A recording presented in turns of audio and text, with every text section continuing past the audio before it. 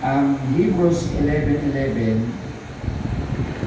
by faith, even though he was past age and Sarah himself was barren, was unable to become a father because he considered him faithful who had made the promise. Lord, i-bless mo yung message at Holy Spirit, kayo yung mag-speak sa gitna. Not my will, it will be done. Kaya sa iyo ko binibigay lahat para pag mayroong problema, may karamdaman, may kahirapan, at naharap kami sa mga matitinding pagsubok, ay mabatak yung faith namin. At salamat Panginoon dahil sa process kami ay natututo. Sa pangalan ni Jesus, sa pamumuhay ng Holy Spirit. Amen. Amen. Okay, sabi dito, by faith, Abraham. Kung pag-uusapan natin ang pananampalataya, ang isa sa mga pinaka-hero sa faith ay si Abraham. Kaya sabi nga, by faith, even though he was past age, ibig sabihin sa pananampalataya raw si Abraham, kahit na siya ay lagpas na sa edad, at si Sarah mismo ay baog, ay naging isang ama dahil itinuring niyang tapat ang gumawa ng pangako. Si Abraham, sa pamamagitan ng pananampalataya niya, kahit na siya ay 100 years old, si Sarah ay ganun din. Kumbaga sa lipas na wala na, menopause na pero napaka-imposibleng magkaroon siya ng anak. Kaya nga yung malibig kong masabi na ang imposible, naging possible, basta yung faith natin galing sa puso natin. At yung faith natin ay naniniwala tayo doon sa mga pangako ng ating Panginoon. Masabi ba natin amen? Amen. So malinaw na Sarah, kahit siya ay barren, siya po ay nagkaanak. No? Nagkaanak po siya kahit matanda na. Yung imposible, ng impossible, dahil doon naman talaga ang gumawa ng pangako ay walang iba kundi ang ating Panginoon. At ganun na nangyari, pero bago dumaan yung mga pangako na yun at mag-manifest yung faith ni Abraham, marami yung dinaan ng proseso. Hindi yung basta, naniwala na ako, nandiyan na hindi.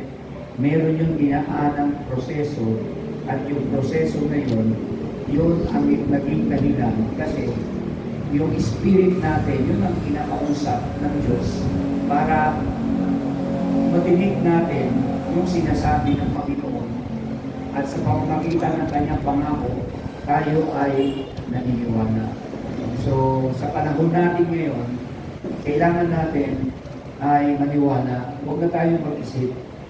Ang isipin natin, yung maniwala tayo at sundin natin ang kalooban ng Diyos. Ulitin ko lang sa Hebrews 11, verse 11, lipas na sa panahon, sa age, sa menopause, wala na talaga. Walang imposible na yun. Pero dahil ang Diyos, pag nangako, kapag naniwala ka, pinahawakan mo yung pangako, at hindi mo yung bibitawan, kahit ano ang mangyari, kahit magkanda, inip ka na, at hindi mo yung binitawan, mangyayari na ang pinangako ng Diyos sa iyo. Amen. Amen. Abraham wanted a child, but he was too old and so was his wife Sarah. Gusto ni Abraham ng anak. No? At ngunit sila'y nagdududa at nangangamba kasi sila ay matanda na. Sa gayon din ng kanyang asawa, talagang sabik silang magkaanak. At yung pagkakaroon nila ng anak, na dream nilang may anak sila, ay yun talaga ang kanilang paniniwala. Wala silang magagawa o ang iba sa kanilang sitwasyon, mayroon din tayong mga problema sa buhay na hindi natin kayang solusyonan. o hindi natin kayang lutasin ng tao. Pero, maliban na lamang talaga kundi ang Diyos lamang, pag-aralan natin ngayon kung paano tinutulungan ng Diyos si Abraham, si Sarah, kung paano pinapahintulutan ni Abraham yung Diyos na gawin ang kanyang mahirap na sitwasyon sa pamamagitan ng pag-aaral natin ng salita ng Diyos. Maraming matututunan tungkol sa pananampalataya. Masabi ba natin amen? So yung faith ay pinakamahalaga sa lahat kasi yan po ang magturo sa atin ng papunta sa proseso sa tamang direksyon ng ating Panginoon. So si Abraham, sabik na magkaanak, si Sarah, sabik din magkaanak, ganyan silang mag-asawa, kahit mga matatanda na ay pinagkalooban pa rin sila ng anak. Kaya sa panahon ngayon, pag sinabi ko, pareha na, malabo na mag-utis yun. Hindi na magkakanak yun. Kasi pag yung laging lalabas sa bibig natin, mangyari talaga yung sinasabi mo. Pag lagi mo sinasabi sa anak mo, tamad ka, wala ka lang ginagawa sa bahay, kundi mag-ML na mag-ML, tamad ka mo talaga na nakikita ka doon. Pero ito yung tamad, dahil sa faith mo, lagi mong dinideclare yung kasipagan niya, dinideclare mo yung mga bagay para sa Panginoon, para sa Kanya, magbubong yun. Kasi nadidinig niya. Masabi ba natin amen? So, pitong hakbang yun, alam mahaba to, tatlo lang muna tayo, tatlong hakbang, para mas malinaw yung ating pinag-usapan. So, number 1, faith comes from hearing the voice of God. Faith comes the hearing, faith comes from hearing the voice of God. Mga kapatid, bago ko lang ituloy ito, nung linggo, nandun po ako sa Patay. Kasi last lamay na. At may mga taong nagpuntahan at meron pang naligaw na pastor doon. At kwentuhan, kaya ako nasa kabila, nung nalamang pastor ako, at nalamang yung pastor siya, parang yung siya yung magsasalita, magsasabi ng message, huwag na ng pastor ko. Parang kasi alam ko na, baka nahihiya ako, pinakabahan. So, okay lang.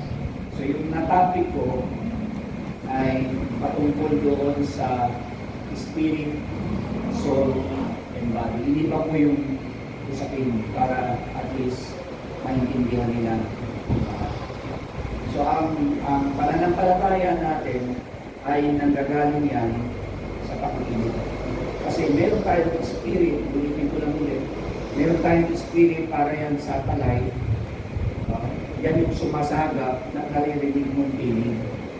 Bisa nakala lang natin guli-guli lang. Kala natin hallucination lang. Pero meron tayong nadidinig. May mga verse na pinapaalala ang banal na espiritu sa atin para madinig natin ito pala yung message ng ating Panginoon personally. So sa Romans 10:17, doon natin makikita yun. Romans 10:17. Consequently, faith comes from hearing the message, and the message is heard through the word of Christ. So, ibig sabihin, sa pagkakapitan daw na pananampalataya,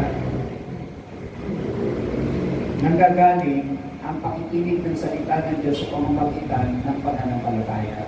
Kapag naririnig yun ng ating spirit mula sa Panginoon, gaya ni Abraham, narinig na kasi, kaya alam nila na magkakaanak sila. At yung pangako ng Diyos sa kanilang pag-asawa, pinanghawakan nila yun. Pinanghawakan nila yun. At ang kanilang paghawakan, yung word ng God, yung pinangako sa kanila, sinundan nila yung process. Yun na yung simula ng marami silang pinagdaanan bago nila nakuha yung kalooban ng Diyos na ipinangako. Parang sa atin, ganun din. 25 years na tayo dito sa building na to. Ako, aminado ako kasi hindi ko na pwede kaila, ako tayo. Nakakaramdam din ako ng init. Parang gusto ko nang kumari na, gusto ko ngayon na lipat na yun. Nakakaramdam ako ng init. Lalo-lalo na dream ko, gusto ko na ang church ay magkaroon ng evolution. Gusto ko makalipat na maayos at ang mga sila lahat bago. Paglipat lahat bago. Tapos may dagdag na mga sound system. Dumating sa punto na naiinip ako. Pero nung alam ni Lord na naiinip ako, parang nawawalan ako ng gana. Pero dumating yung narinig ko piling na sinabi ng Panginoon na ang pakikinig ay nanggagaling, sabi ng pananampalataya ay nanggagaling sa pakikinig ng salita ng Diyos. Kung marinig ko yun, naalala ko yung mga pangako. So wala naman akong magagawa, kahit si Abraham, wala rin nagawa. Hindi mo pwede pwersahin ng Panginoon yan, hindi maghintay ka. Habang naghihintay ka, nagtatrabaho ka sa kanyang kaharian. Nagsusulwiling ka, nag-disciple ka, itong pinag-uusapan natin. Lahat yan, kailangan, habang hinihintay mo, gumagawa ka sa Panginoon. Masabi ba natin na hindi natin yan makukuha ng ura-urada lang yan. Kailangan talagang i-process tayo ng Panginoon. Sumunod tayo doon, tsaka sa isipan natin, sa puso natin, may word doon, yung faith ay nakakarinig tayo ng salita ng Diyos na sinasabi. Kaya yun ang isang magandang mensahe ng ating Panginoon. Sabi nga, Abraham did not just instantly believe God, but the first received a promise from Him. Si Abraham daw, hindi lang agad naniwala si Abraham sa Diyos, ngunit una siyang nakatanggap ng pangako mula sa Diyos. Hindi bigla yun So, ganun nga nangyari. At yun ang pinanghawakan niya. Siya ang unang-unang nakatanggap ng ipinangako ng ating Panginoon. At mangyari ang kalooban ng ating Panginoon. At ang sabi pa rin, dito ay sa Hebrews 11:11, Genesis 12 verse 7, through faith comes God, which we will receive after hearing His message.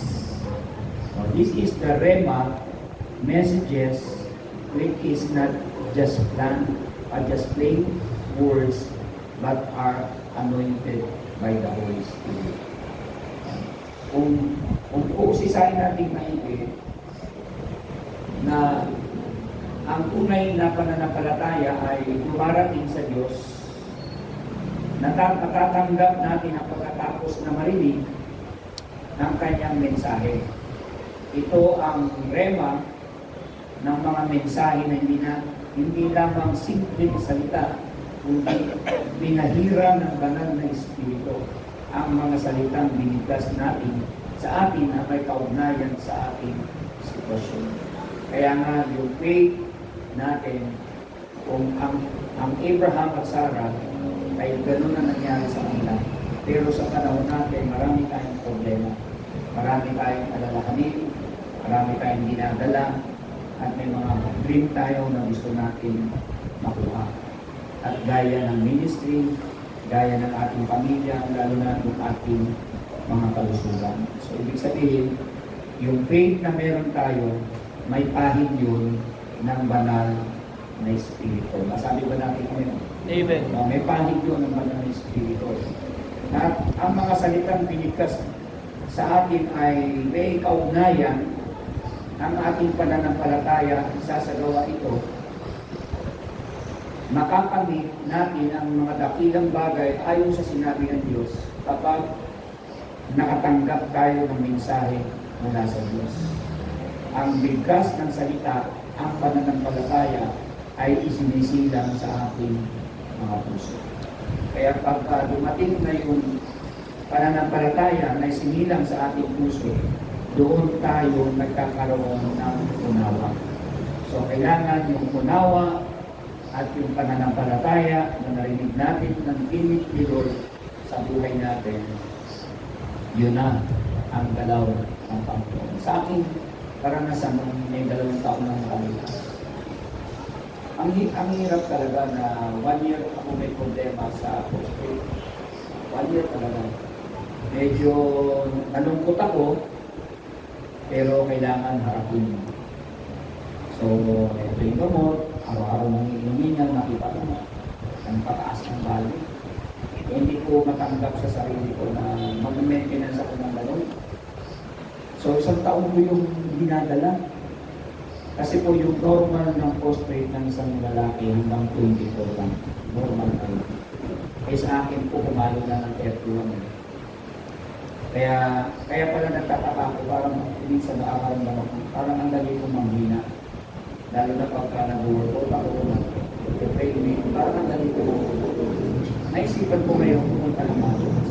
Ang bigas niya, sabi ko, kasama ko si Jericho. Jericho parang lalong ko siyempre, medyo may phobia na wala na yung mama niya.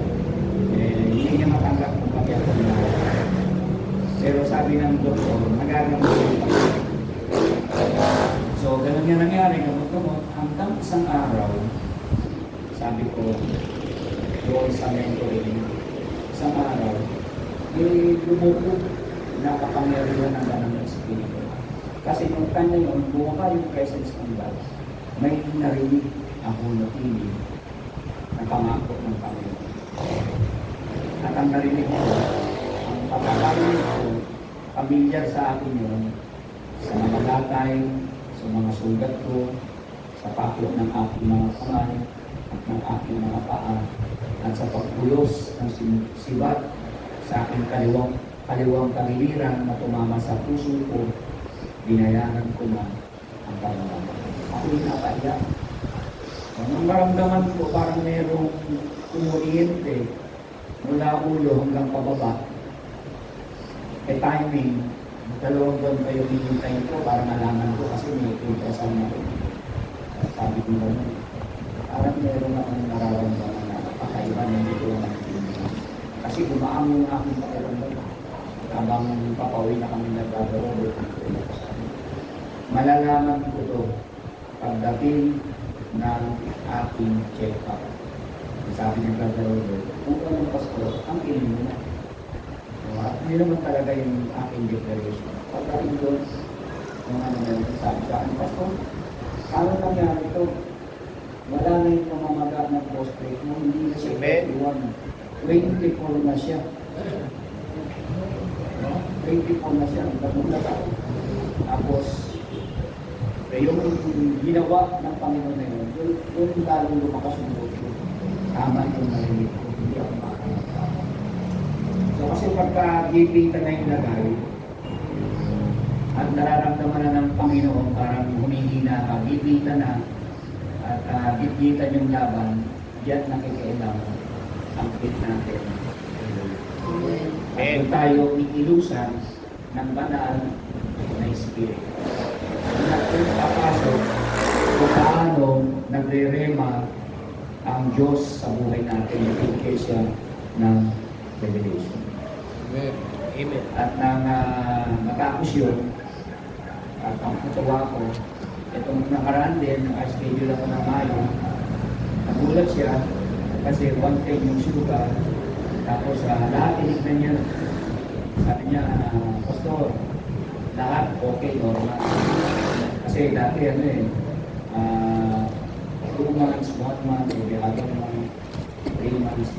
Ngayon sabi niya sa akin, ang balik mo sa August na, kahit sa katapusan pa ng August. Kasi wala akong makita. Pero nakakagulat yung kalusugan mo. So, pasalamat ko nakita. Kaya nga dapat, pag meron tayong nararamdaman, isipin natin na lumapat tayo ng ikikilo na parang wala tayong sakit. Kasi yun ang nakatutunan ko yung narinig ko. Kaya nung sabihin ni Lord sa akin yun, lumakad ka at ipagpatuloy mo na yung ginagawa mo na parang wala kang sakit. Basta tuloy-tuloy lang. So, sabihin, tumatalaga ako sa process. At yun ang pinagmulan ng lahat. So kailangan lamang ay yung pananampalataya ay nanggagaling sa pakikinig ng salita ng Diyos. Ito yung number 2. The basis of faith, the character or attribute of God.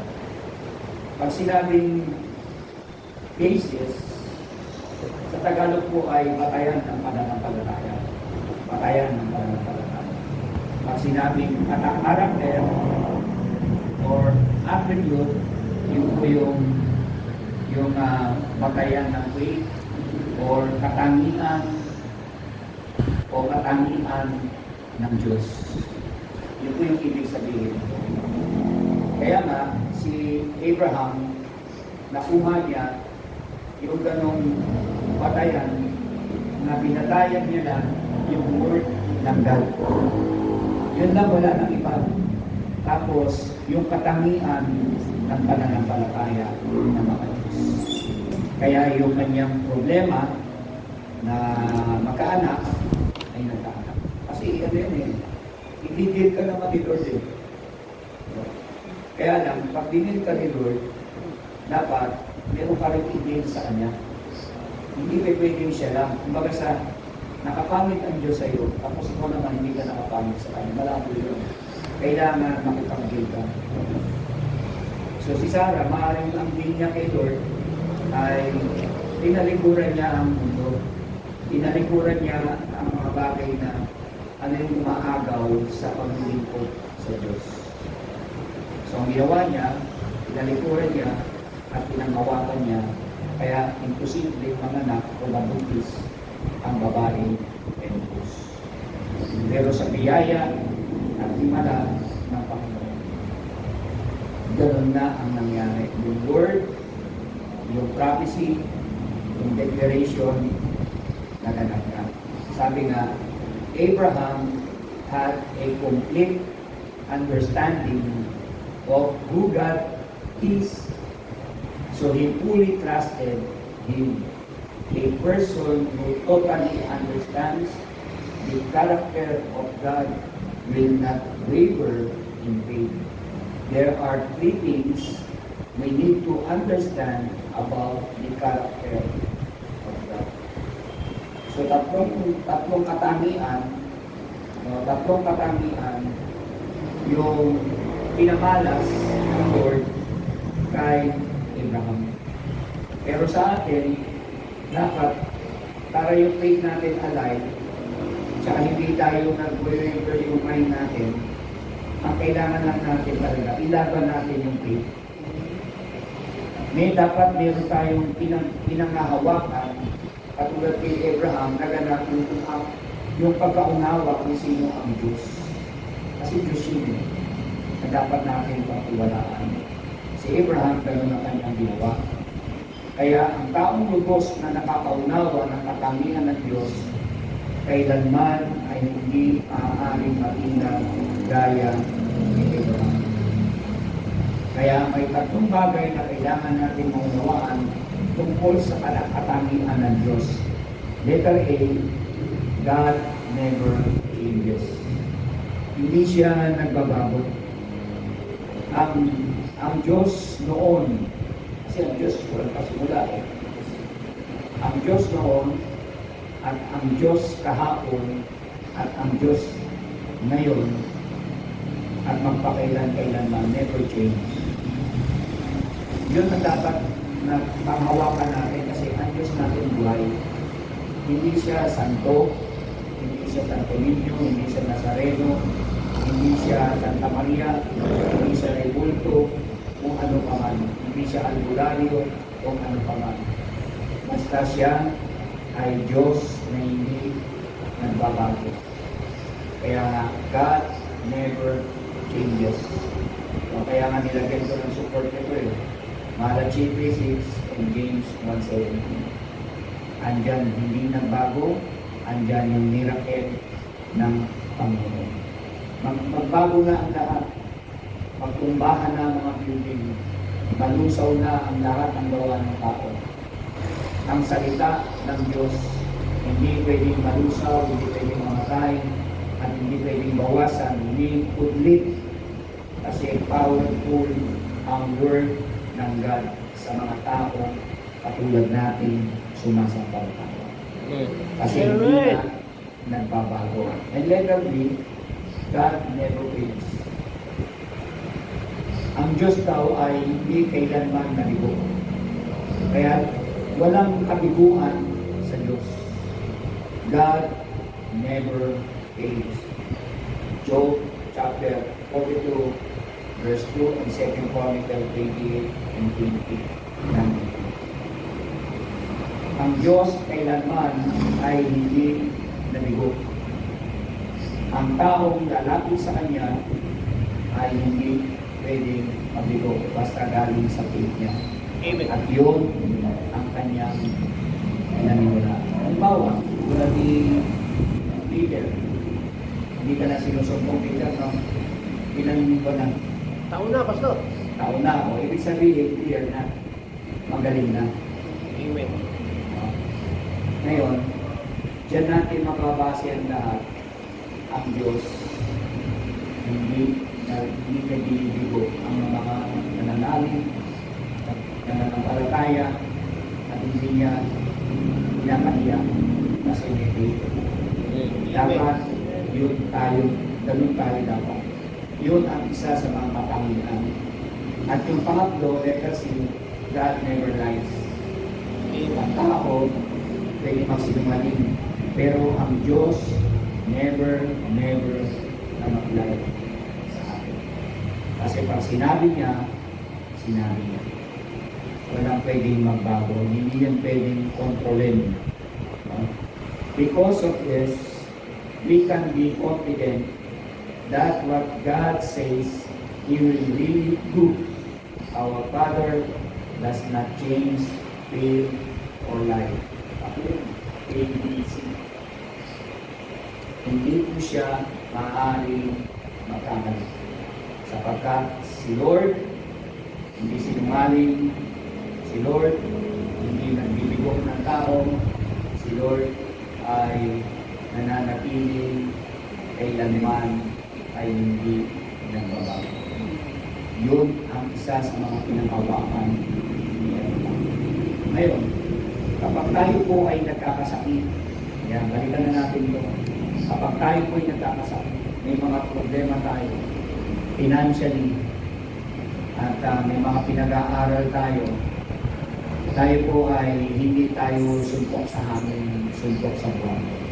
Basta importante, mag-stay ka lang doon sa faith mo kay Lord. Yun ang kailangan po natin gawin. Kasi yun talaga ang totoong process. Kaya nung linggo, nung gabi, nangangaral ako doon. At kasi yun naman ay 14 years old. Bago silang ako, 14 years old ako, yun po yung nag-alaga sa akin. Kaya marami akong in-istorya ng mga experience ko doon kaya ako ko rin kasi naintuan ko siya ng nakakaya.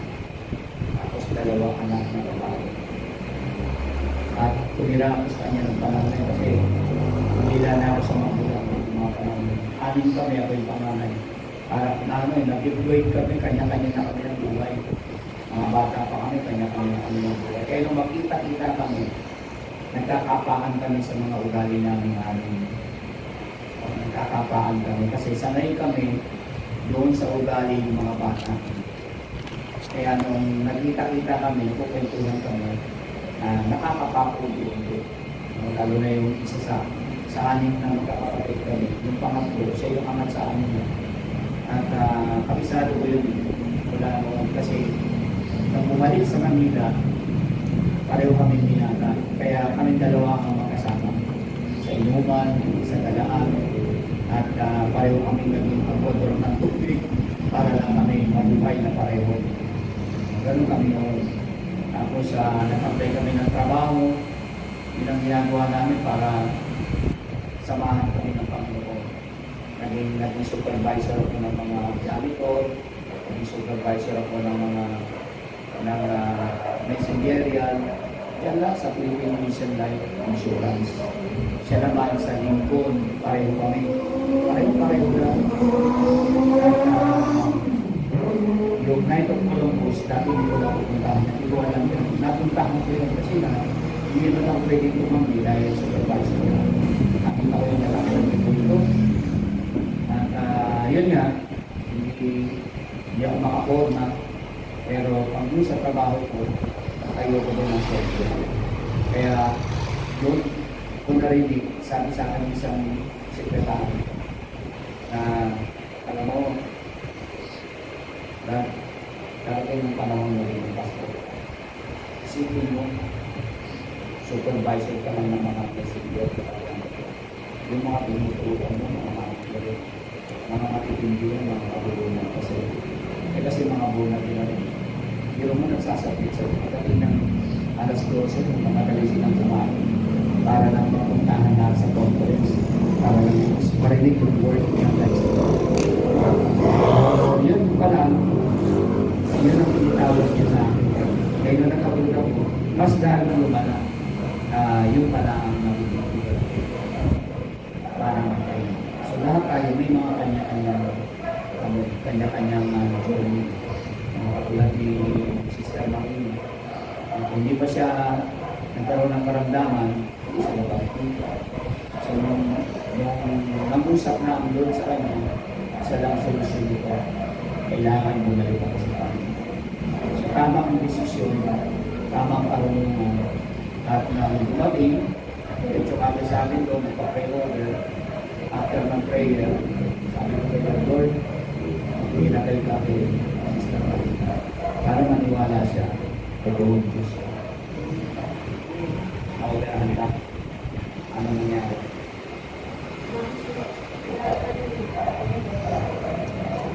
So, ibig sabihin, inagapan ka ng Diyos. Amen. Amen. Yan ang ano. Kaya nga, pag iisipin natin ang kabutihan ng Diyos, hindi natin naiwasan ng pagkakaya. Kahit naman ako grande, yun ang nagpapalakas sa atin. Kaya nga dahil sa mga ito, maaari tayong magtiwala na kung ano ang sinabi ng Diyos, talagang gagawin niya. Hindi siya nagbabago, nabigo, o nagsisinungaling ang ating amang Diyos na nasa kanya. Ang uli, number 3, our faith will be tested. Tayo po ay talagang may time, may oras at panahon. Yung faith natin kailangan subukin. Kailangan subukin yung faith natin. Pag hindi yan susubukin, hindi yan magde-level up. Kaya kailangan subukin siya para mapatunayan na ang faith natin totoo.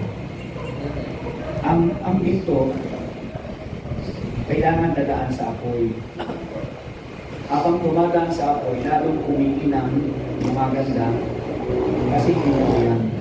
Pag dumaan sa apoy, tunay na ginto talaga yan. Yung faith natin, kailangan dumaan sa pagsubok para mapatunayan yung faith natin ay totoo. Amen.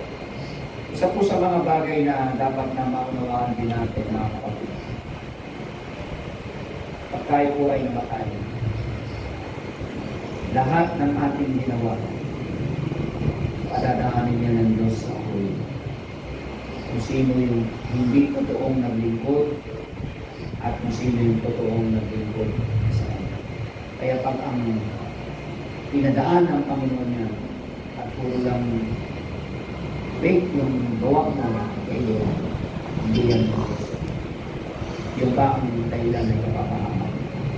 Pero kung yung ginagawa mo, dumaan sa apoy, sa pagsusuli, at nakita yung Lord na marunong ka matiis, magtiyaga, nagtatanim ka, nagtatize ka, nag-disciple ka, nagsusupport ka, lahat ng ginagawa mo yan, dadaan yan sa pagsusulit ng Panginoon, sa pagsubok o sa apoy. At doon nasasabing, good job and well done. Kasi nasa harap tayo, lahat tayo haharap dito, walang pwedeng lumusot. Kaya salamat Lord, kailangan habang tayo nabubuhay, gawin natin yung tama. Sabi nga, we do not want you to become lazy, but to imitate those who through faith and patience inherit what has been promised. When God is promised to Abraham, since there was no one greater for him to swear by, he swore by himself, saying, I will surely bless you and give you many descendants. And so after waiting patiently, Abraham received what was promised. Sa kanyang matyaga na paghihintay, sa kanyang pagsasakripisyo ay binless ng Panginoon. Kaya hindi nais ng Diyos na manatili tayong tamad. Dapat manatili tayo masupat. Amen? Amen. Hindi namin nais na makitamad ka, ngunit tularan mo ang mga tao sa pamamagitan ng pananampalataya at pagtitiis ay magmamana na ipinangako na ang Diyos ay pinangako kay Abraham. Dahil walang anumang mas dakila para sa kanya na isinumpa, siya ay sumumpa sa kanyang sarili na nagsasabi, iyak na pagpapalain kita, pagbibigyan kita ng maraming langit. Kaya pagkatapos ng matyagang paghihintay, natanggap ni Abraham ang ipinangako. Imagine 75 years old, nung marinig niya si Lord. Tapos, tumating ng 100 years old, yung pa lang siya nagkaanak. Ang haba, 25 years, niyang hinintay yung ipinangako ng Panginoon. Kaya ako sabi ko, Lord, hanggang kailan kayo hinintay kayo? Pero kailangan talaga. Wala ka namang magagawa eh. Hindi sumunod sa Kanya. Yun ang kailangan po natin pakatandaan. God promised to Abraham was not immediately fulfilled. Sabi rin ang pangako ng Diyos kay Abraham ay hindi kaagad natupad. So dumaan ang 25 years na taon bago ito nangyari. Sa pamamagitan ng pananampalataya ni Abraham ay dumaan sa pagsubok ng panahon kung ang Diyos ay nangako ng isang bagay, ang pagsubok ay darating bago natin matanggap ang pangako. Kaya nung sinabi rin ni Lord kay Isaac, huwag kang pupunta sa Egypt. Standby ka lang dyan sa Gerar. Kaya sa Gerar, andyan lahat. Famine, parang panahon ng COVID, lockdown. Wala talagang gutom talaga yung lugar na yun. Pero si Lord ang nagsabi, diyan ka lang. Asa huwag kang maalis dyan ka lang. Sa panahon ng tagulong, sa panahon ng kahirapan, walang ginawa si Isaac, hindi nagtanim na lang siya ng ipan. Magtanim na lang, ikaw, kunyari ako. Wala akong trabaho. At hindi man pwedeng hindi ako magtanim. Kasi siguro naman ang gagawa ng paraan. Minsan may mga perang dadating sa'yo na hindi mo inaasahan. At yung pera na yun, yun ang gagamitin mo yung para sa iyo, para sa Diyos, sa Diyos. At yung para sa gobyerno, sa gobyerno. At yung makikira para sa iyo. Hindi po lahat yun. Kaya na kay Lord, ang kay Cesar, at ang matitira para sa iyo. So, ganun po yung ginawa ni Abraham. Nagtanim. Yumaman, pinagpala, at yung mga Palestino ay nainggit sa kanya. At ang sabi sa kanya, malis ka na dito. Sobra na yung yaman mo. Kami, ito pa rin kami. So, pinakita lang, in-spread lang ng Lord. Ang may Jesus sa puso at kung walang Jesus sa puso ay mga Muslim. Diba si Allah kay Jesus? Si Jesus namatay, nilibing after 3 days na buhay. Si Muhammad namatay, walang pagkabuhay. Magkaiba. Kasi si Jesus unique. Unique yan. At hindi pangkaraniwang tao. kasi yung word, may power yun. At yung kanyang kapanganakan, hindi po yun ay binhi ni Maria at ni Jose, binhi yun ng Holy Spirit. Kaya swak na linis na mahinis ang detallado at plano ng Diyos para masita. Kaya walang masasabi si Satan para sa bibig mo. Si Jesus, daming asawa. Ang mas maraming masasabi mo kay Muhammad. Si Muhammad talaga maraming asawa. Kasi sila hanggang 4 na babae. Pero sa Bible natin, hindi pwede 4 na babae. Hanggang isa ka lang. Amen? Amen. So yun po yung pinakamahalaga sa lahat. So kailangan lang natin na magtiwala at maniwala at gawin natin yung pinapagawa ng Panginoon. Kahit po'y manalang. Lord, maraming salamat ngayong gabi mo. Tulungan mo kami kapag nasa testing yung faith namin. Tulungan mo kami na hindi kami mag-alala. Lalo na, Lord, maharap kami sa mga gastusin. Maharap kami minsan sa mga karamdaman. Minsan dumadaan, Panginoon, yung pag-aalinlangan. Isa naman yung kapakuran sa aming mga trabaho, sa aming kamusugan. Lord, dagdagan mo yung faith namin. Protektahan mo kami at samahan ng iyong banal na Espiritu. At ang hiling namin, yung faith, may kasamang miracle. Magmula, Panginoon, sa buhay ni Sister Melissa at makikipagod. Ang mag-asawang ito, Panginoon, i-level up mo yung faith nila. At lagi kayo mag-miracle sa kanila. Spiritually, emotionally, mentally, physically, and financially. Lalo na ang nadinig nila sa kanilang isip, espiritu, ay ang pinig ng Banal na Espiritu. Sa buhay naman ni Brother Peter, Sister Joey, ang mag-asawa ito ay punuan mo ng biyaya at pagpapala. Paganampalatayang palaban, hindi umatras, yung faith na talagang desperadong pananampalataya. Lumalaban, kumakasa, at yung salitang bahala na ibig sabihin, desperate faith doon. Kaya i-bless mo ang buhay niya. Salamat din sa pagalingan at mga anak ay bawang magkakapos at mabuksan ang unawa sa buhay niya. Si Abel at si Maria, i-bless mo yung mga buhay. Patuloy kang mangusap sa buhay niya. Lord, lagi kang mag-miracle sa kalusugan. Sa finances, nando yung heart nila na pagpuling ko lang. At ganoon din si Brother Rudy and Sister Maggie.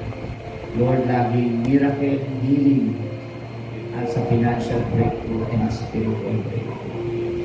Ganoon din si Sister Marina, Sister Liway, Lord, si Sister Mariel. Lord, bless mo sila.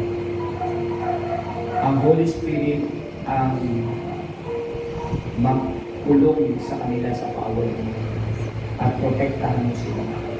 Ilayo niyo sila sa mga lungkot at sa mga hadlang ng kaaway.